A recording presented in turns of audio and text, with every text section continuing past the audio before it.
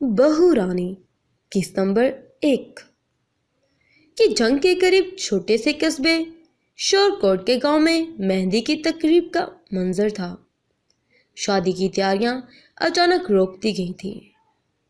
وجہ وہی دیہاتیوں میں ہونے والے جھگڑے تھے جن کی وجہ سے صرف انا پرستی، ضد اور جہالت تھی۔ کنزا جی ٹپس پر نیو ہے تو جلدی سے چینل کو سبسکرائب کریں اور ساتھ میں دکھنے والے آئیکن کے بٹن کو پریس کرنا نہ بھولیں۔ لڑکے کی باپ چودھری سرور نے اپنے غصے سے آسمان سر پر اٹھایا ہوا تھا کیونکہ اس کی ہونے والی بہو نے اپنے باپ اور باقی سب لوگوں کے سامنے چودھری کے اپنے بیٹے کے مستقبل کے بارے میں کئی فیصلے پر اعتراض اٹھایا تھا۔ لیکن اس ساری پیچیدگی کے بعد بات بحث و تکرار سے شروع ہو کر گالی گلوچ تک آ گئی تھی۔ چودھری نے اپنے حاکم والے سٹائل میں حکم سنا دیا تھا کہ وہ اپنے وارث کے لیے صرف 9 مہینے انتظار کرے گا۔ یہ حکم نامہ چودھری نے دولہا اور دلہن دونوں کے خاندان اور سب مہمانوں کے سامنے صادر کیا تھا۔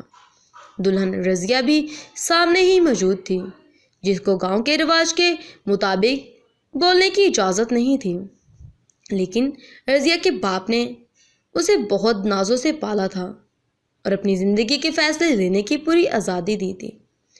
جب اس دور میں گاؤں کے لڑکے تعلیم کو وقت کا ضیاع سمجھتے تھے، رضیہ کے باپ نے اسے اچھی تعلیم دلوائی، یہاں تک کہ وہ گریجویشن کے لیے سرگودا ہاسٹل میں بھی رہتی رہی تھی۔ اس وقت وہ اپنے گاؤں کی سب سے تعلیم یافتہ لڑکی تھی۔ رضیہ نے جب دیکھا کہ کیسے اس کا ہونے والا سسر اس کے بارے میں کسی استعمال ہونے والی چیز کی طرح حکم جاری کر رہا ہے تو بے عزتی اور غصے کے احساس سے اس کا گندمی رنگ لال ہو گیا تھا۔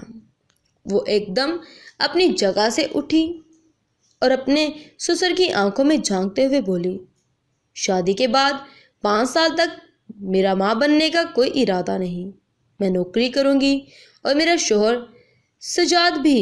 ہم اولاد سے پہلے اپنے پیروں پر کھڑے ہوں گے اور اولاد کے بارے میں ہر فیصلہ میں اور میرا شوہر لیں گے۔ یہ سب کہتے وقت رضیہ کا چہرہ غصے سے لال ہو رہا تھا اور اس کی سانسیں تیز تیز چل رہی تھی جس سے اس کے بڑے بڑے ابھار نظر آ رہے تھے، اور اپنے دل کی بات سب کے سامنے بے دھڑلے سے بول کر رضیہ نے جب دیکھا تو مجھے مجمع جیسے سانپ سونگھ گیا ہو۔ پورے مجمع کی نظریں اب چودھری سرور پر تھی کہ اس کا رد عمل کیا ہوتا۔ او چھوکری، تیری ہمت کیسے ہوئی میرے بیٹے کا نام اپنی زبان سے لینے کی؟ تو ہوتی کون ہے یہ فیصلہ کرنے والی کہ میرے گھر میں کیا ہوگا؟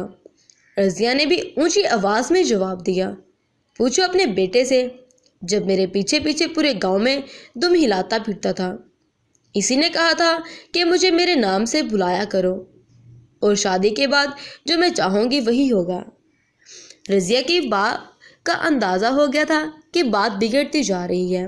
اگر رضیہ اور چودھری کو نہ سمجھایا تو معاملہ ہاتھ سے نکل جائے گا اور پورے پنڈ میں وہ کسی کو منہ دکھانے لائق نہیں بچے گا۔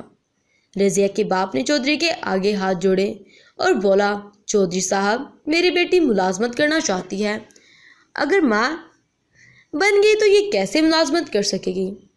لیکن ایک بار جب یہ آپ کی بہو بن گئی تو آپ کا حکم ماننا اس پر فرض ہوگا، پھر آپ اپنی چلا لینا۔ چودھری کو اس کی بات میں چھپے پیغام کی سمجھ آ گئی تھی، لیکن حاکموں کی ہٹ درمی تو مشہور ہے اور چودھری کے سامنے آج تک کسی نے اونچی آواز میں بات تک نہیں کی تھی۔ چودھری بولا، بحث کی کوئی ضرورت نہیں، کہیں تمہاری بیٹی میں کوئی نقص تو نہیں ہے جسے تم چھپانے کی کوشش کر رہے ہو؟ کہیں ایسا تو نہیں کہ وہ ماں بننے کے قابل ہی نہ ہو یا یہ عورت کی جگہ خسرا ہو؟ چودھری کے منہ سے یہ نکلنا تھا کہ رضیہ کے برادری والے ایک ساتھ کھڑے ہو گئے اور ان کی آنکھوں سے غصہ صاف جھلکنے لگا، اور اس کے بعد وہ گالی گلوچ شروع ہوئی کہ علامہ یہ سب کنجر خانہ 2 گھنٹے جاری رہا، جس کے بعد چودھری غصے سے بھرا اپنے لوگوں کو لے کر اپنی حویلی چلا گیا اور رضیہ کے گھر والے اپنے گھر چلے گئے۔ رات کے 10 بجے تھے۔ گاؤں کی زیادہ تر آبادی سو چکی تھی اور حویلی میں چودھری اپنے بیٹے سجاد کے اوپر غصہ اتار رہا تھا، جس کی عاشقی کے قصے آج پورے پنڈ کی زبان پر تھے۔ اور اس زیادہ غصہ اس بات کا تھا کہ رضیہ کو اتنی ہمت اسی وجہ سے ہوئی تھی کیونکہ اسے پتا تھا کہ سجاد اس کے بغیر نہیں رہ سکتا۔ ادھر رضیہ اپنے گھر کی چھت پر بیٹھی چودھری کے اس سوال پر آگ بگولا ہو رہی تھی جو چودھری نے اس کے عورت ہونے پر اٹھائے تھے۔ میں اس آدمی کو سبق سکھا کر رہوں گی، رضیہ نے اپنے آپ سے کہا، لیکن بلی کے گلے میں گھنٹی باندھنے کا کون؟ پورے پنڈ میں کسی میں اتنی ہمت نہیں کہ چودھری کے سامنے کوئی سر بھی اٹھا سکے۔ جو بھی کرنا تھا خود ہی کرنا پڑے گا، اور بدلہ تو ایسا کہ چودھری کو اسی عورت کے آگے سر جھکانا پڑے جس عورت کے ہونے پر اس کا شک کیا ہوا تھا۔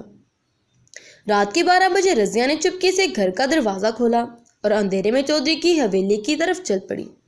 حویلی کے گیٹ پر چوکیداروں نے اسے روکا، لیکن شناخت کے بعد پتہ چلنے پر وہ حویلی کے ہونے والی بہو ہے، اسے اندر جانے کی اجازت مل گئی۔ حویلی سے اندر آتے ہی بہت بڑا صحن تھا جس کی ایک طرف شیڈ میں 50 قریب بھینس بندھی ہوئی تھی اور اس سے تھوڑا آگے ایک بہت بڑا باغ تھا جس میں آم کے ایک درخت کے نیچے چودھری ایک کرسی پر بیٹھا حقہ پی رہا تھا اور اس کی کمی اور چیلے اینٹوں کے فرش پر نیچے بیٹھے تھے۔ ان میں سے ایک چودھری کی ٹانگیں دبا رہا تھا۔ انہوں نے رضیہ کو آتے دیکھا تو ایک دم سے سب چپ لگ گئی۔ رضیہ خاموشی سے چودھری کی کرسی کے پاس آ کر ہو گئی اور کھنکھاری۔ کافی دور سے چل کر آنے اور اس ساری صورتحال کی ٹینشن کی وجہ سے رضیہ کا سانس چڑھا ہوا تھا۔ کھنکھار کر آواز سن کر چودھری نے اپنی سرخ آنکھیں پھاڑ کر اس کی طرف دیکھنے لگی۔